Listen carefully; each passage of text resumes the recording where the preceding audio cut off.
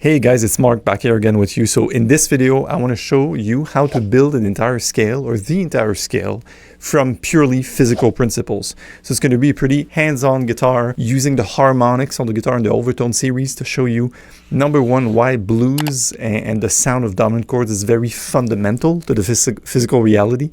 Well, it's sort of my thesis on it, at least.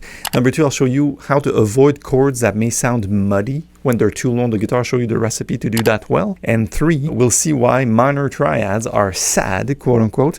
And bonus points, if you want to stay until the end, we'll have a quick discussion about tone. You know, we talk about pedals and amps and processing of the sound. So we'll see how overtones and the whole harmonic series plays a role in giving you that perfect jazz tone. So let's get going.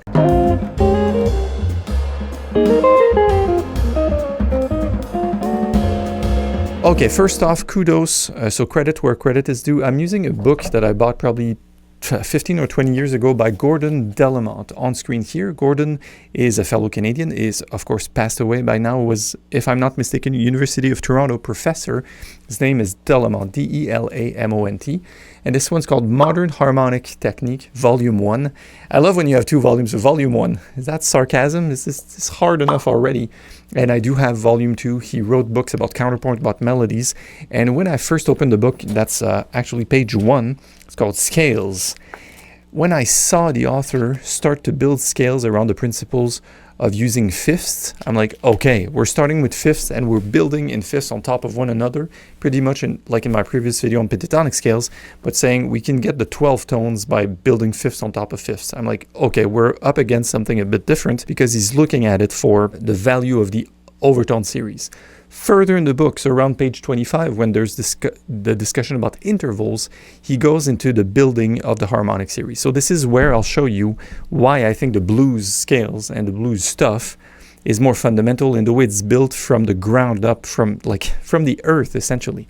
So I have my Godin, and let's look at the bottom string. This is not a mistake. In this video, I have a C note, which I'm going to tune down on the bottom string. Make sure I'm in tune. So if I strum a C, or if you play the C major scale, we're aligned with that big string. So what I'm going to do is talk about what's in the title. So harmonics and overtones. What's that? So when you hit a string, and you've probably done that as a guitarist, just experiment with, say, putting your finger on top of the 12th fret and just striking it, but then removing the finger. That sound is called a harmonic, of course. And we have like natural harmonic and pinch harmonics and this and that. So it's a natural phenomenon that occurs when we look at a string and we split it in two. If I have scientists watching, so bear with me, I'm going to skim over a lot of the details. But mind you, this stuff occurs when we look at a piece of string and we make it ring. Pythagoras had done that, of course. And the same process will apply if we have a musical tone coming out of a tube. So say a flute, and if you have a different length of tube, the same physical phenomenon occurs. It's a wave, it's a frequency, right? So my frequency here is a C. And if I go to the 12th fret and I go finger on top, I'll get another C. So it does mean that in what we have, I'll just show you page 25 quickly, and that's looks like a lot of gibberish, is that we can build overtones on what's their order of appearance in the physical reality. So the first overtone is C. So it's 1, it's the fundamental. The second one is C. I'm just going to tell you, doubles and halves will be the same pitch. So C is 1, 2, 4, 8, 16, 32, etc. Right? Now if I keep going, I go 1, 2, and I go 3. Anyone care to guess what this note is? It is a G. I go G. And also, by the way, if you want to get a better tone on using harmonics, I recommend using the bridge pickup. They will sparkle. They will sound. It's a much drier sound. It's more sparkly, but it will outline your harmonics. So 1, 2, 3. I have a G, and 4. I have a C again. So far what we've done, and I'll do it visually here, we have a C, we've doubled it with another C, number 2. Number 3 is a G note, number 4 is a C note again. Anyone care to guess what's going to happen with the 5th harmonic? We're going to have a major triad, so we're going to have a C major. All right, check this out. So 1, 2, 3, 4, what's that note? C, D, E. So right off the bat, if we look at a piece of string and we split it in the ratios, which I'm not going to get into right now, but we're going to get it within the first 5 notes, we're going to get this major triad, which is why it's the prettiest, most happy, beautiful sitting sound in modern harmony, right? It's a major triad. Now what's going to happen when I add my 6th one? So I told you guys that 1, 2, 4, 8, 16, all doubles are the same. So my 6th one is the same as 3. Remember what 3 was? It was a G note. So we have a G again. So I'm going to put this to the test. You know, grab your guitar and follow along with me and double check my answers. I go C is 1, C is 2, 3 is G, 4 is C, 5 is E. No, that's another E. Sorry, another G. No, that's another G. And then 7.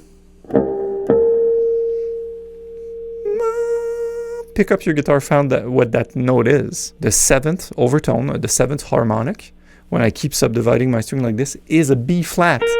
It's a darn B flat, guys. So that's the... Sorry, I get really excited about this. I'm like, look, it's a C chord. It's our blues chord. So after, and no surprise with the number 8, it's the same as 1, as 4 and 2, and it's doubles and halves, right? So within 7 tones that I subdivide on my good old C string, and again, I get another C. So within the first 8 harmonics, I get a dominant chord. I get a good old C7. I don't get a C major 7. I don't get a C minor. I don't get a C diminished. I get a C7, a C dominant 7 in the classical nomenclature. We don't get the B natural until like the 15th overtone. I'll get into the discussion why it matters, because it's the way we hear notes, the way we hear harmonies also, and there's a subtraction of frequencies, pretty much as in when you mix color that are light colors, right? So that's, to me, really fascinating. So if I were to continue, I'm not going to do it with the string, but we could put them on the screen so you clearly see.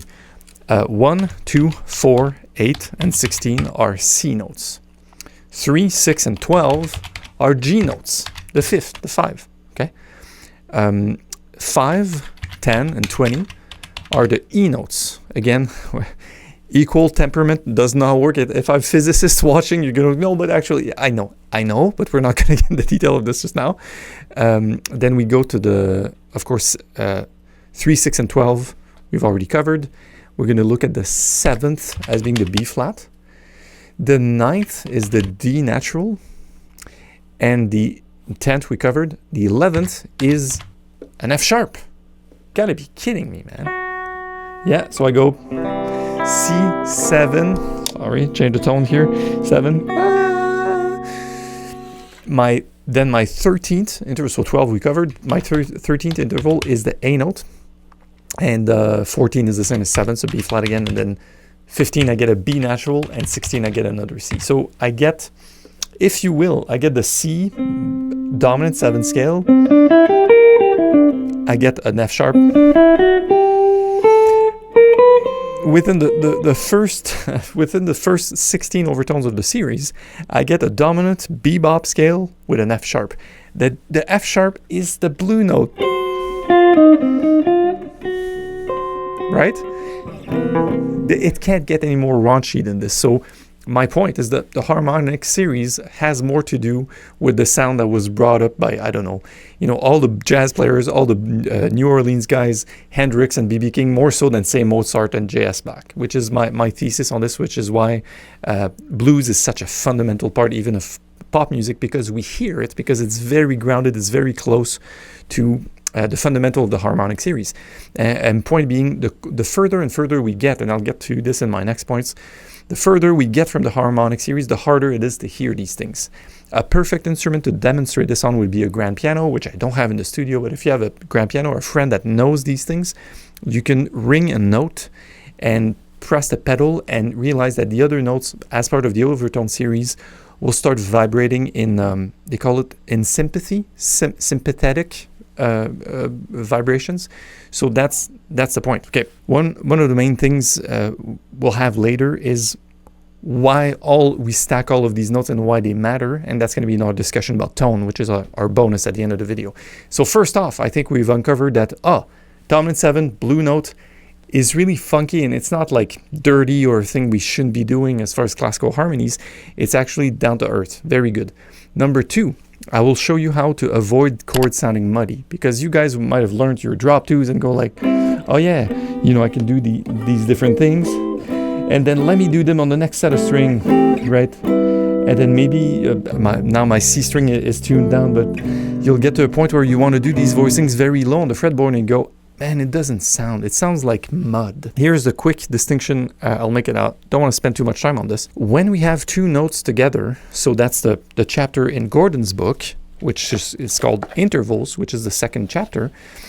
He just shows the harmonic series like that. It's just like one staff. I go, oh, I could study this thing for 6 months. Go, why is the F sharp there? Like, why does this occur? It's sort of a natural phenomenon. When we have 2 notes together, it's called an interval. So if I play a C note followed by another C note, namely I'll go,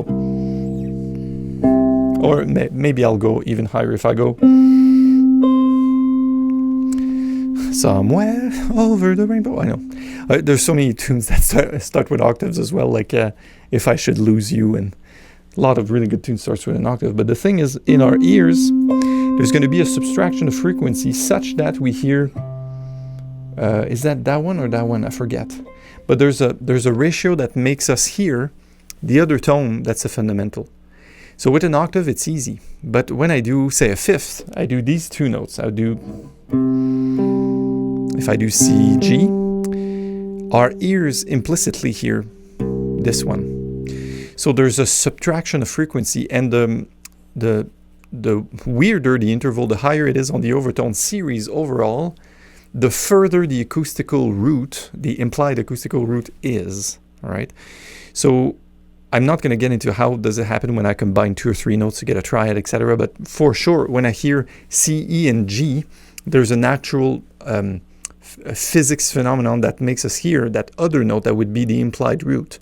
And it's the same process if I only have 2 notes. Like if I have the E and the, say the C and the E, which is a major third, there's going to be another one and another one. The more notes I stack up, the more it subtract. And the more these intervals are close by on the harmonic series, because they get closer and closer and closer as we go. Like you've noticed when we took up our string, these intervals get smaller and smaller, the further we have to go to get to the root.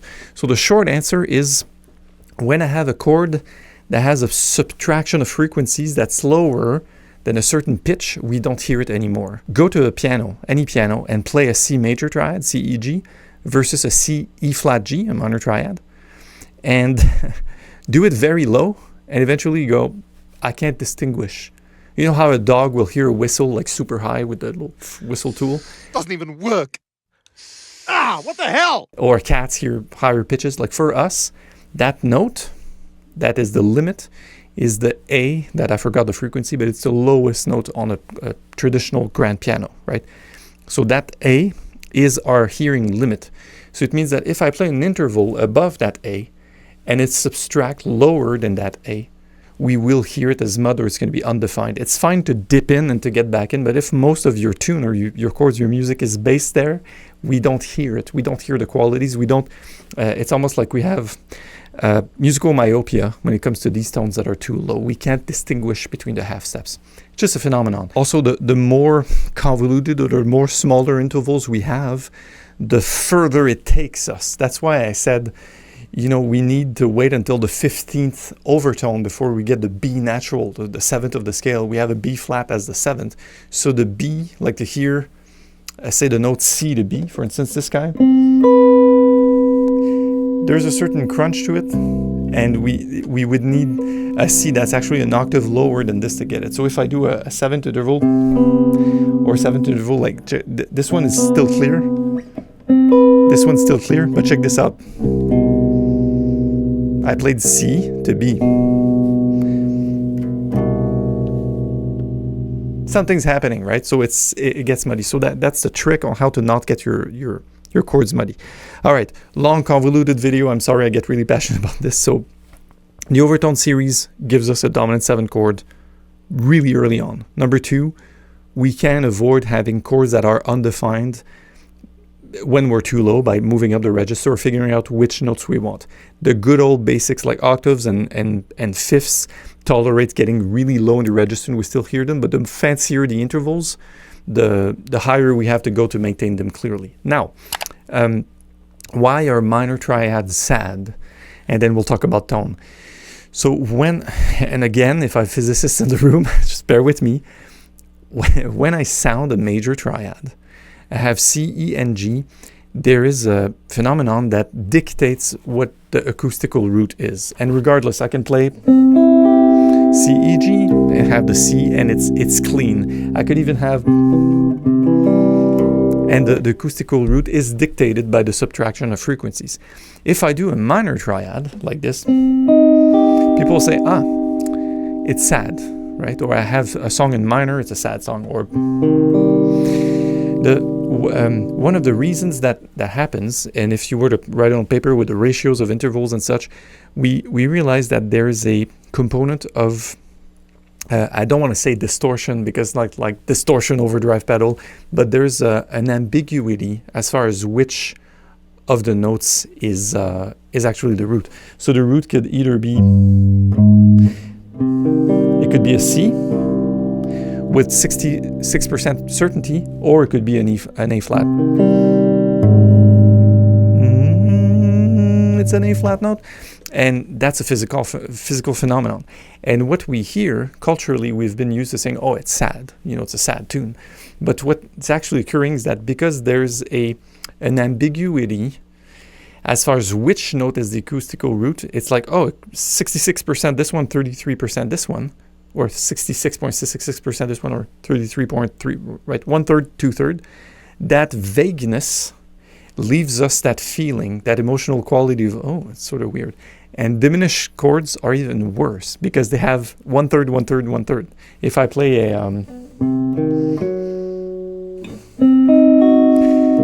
we could have this one as the root, we could have this one as the root, or this one as the root.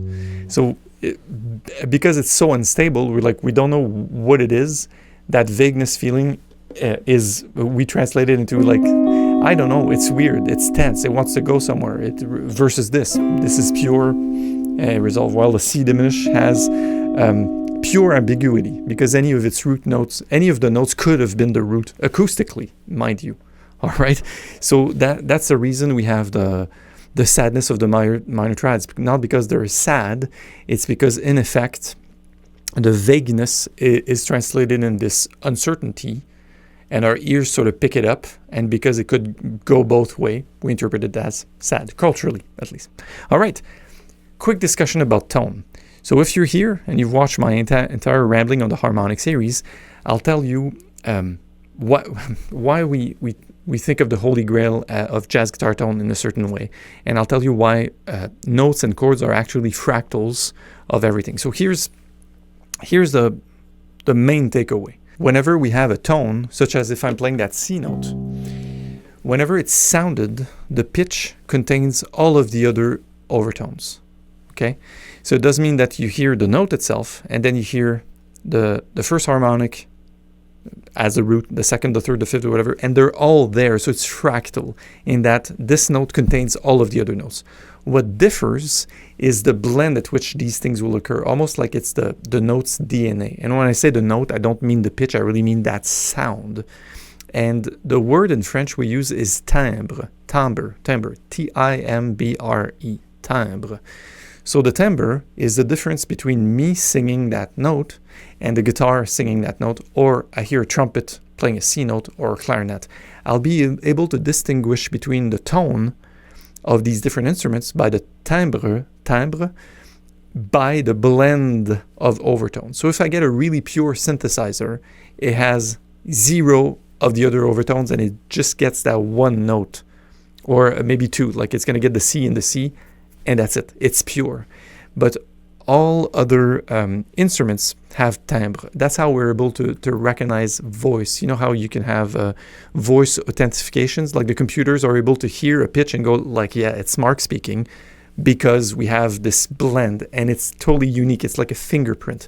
So each instrument's got this fingerprint. What does it mean for guitarists? Well, you have to think that whenever you are seeking for tone, you're seeking for that blend of overtone and that DNA of the sound. If you want to use a pedal, you want to process that sound to change its DNA, all right? Like a compressor, right? It would do something to the tail end of the note or the attack of the note. If I use a delay, it's just going to extend the time. That's not really changing the timbre. But one thing of note for guitarists, we're looking for the perfect amp, either that is completely transparent or that has certain traits of personality. It will emphasize certain of these overtones while we play. So I'll go on a limb here, and for anyone still watching, because it's a pretty long video, I tend to prefer using good old guitar strings like the nickel strings, and here's why. They have all that sparkliness that's already included. Any note I play contains all these overtones, and my game is to roll off the tone knob so that I will be as if I'm speaking with my hands in front of my face a little bit, right? It will mute a bit of these other sparkly things. Although sometimes if I play rock, I want to have all these overtones and that sparkle from every single note. Guys that are watching this, if you're in doubt, flat wound strings, chromes, are dead. Basically, that's the thing. They're already dead, and they're closer to producing a pure tone without a lot of harmonics sprinkling out on top.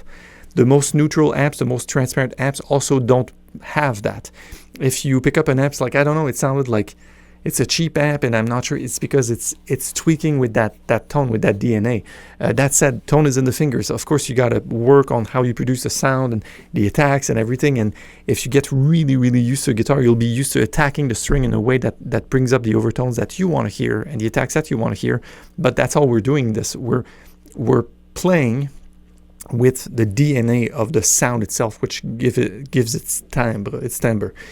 Also, when we attack chords, you may prefer certain voicing, you personally versus me, because the blend of overtones and these subtraction of frequencies give a certain acoustical root, and it sounds pleasing to your ears. And then we fall into it depends on how you were brought up. If you heard a lot of classical music, certain voicings will not fit for you, don't gel with you. While if you heard, like me, like free jazz in my 20s, I'm like, oh yeah, I can tolerate different realms of things, or I'll find a certain aesthetic to be, it's beautiful, but I find it's, say, too bland for my taste.